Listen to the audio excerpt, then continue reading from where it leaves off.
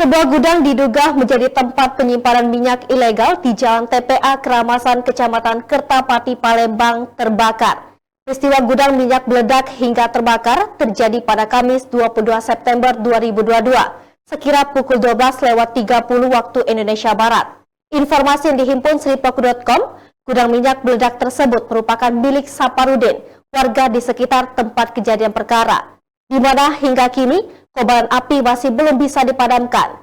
Petugas pemadam kebakaran dibantu warga sekitar masih berjibaku untuk memadamkan api. Banyaknya minyak di dalam gudang membuat api semakin membesar.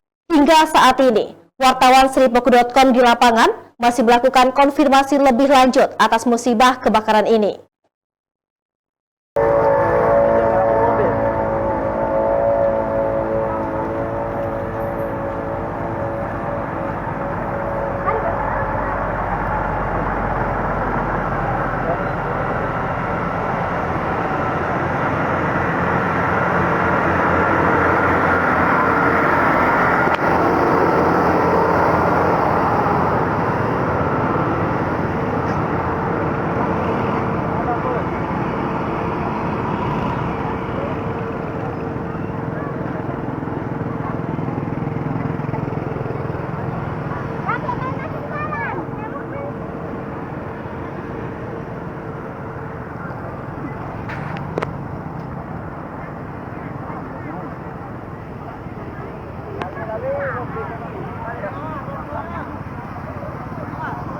Ada di TKP, dekat TKP diduga ini gudang minyak yang meledak.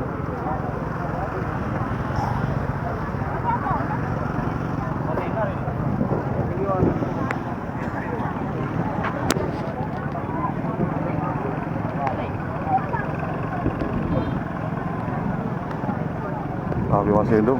Ada mobil pemadam kebakaran yang turun di sini. Berhitung ada 10 mobil pemadam kebakaran datang ke lokasi.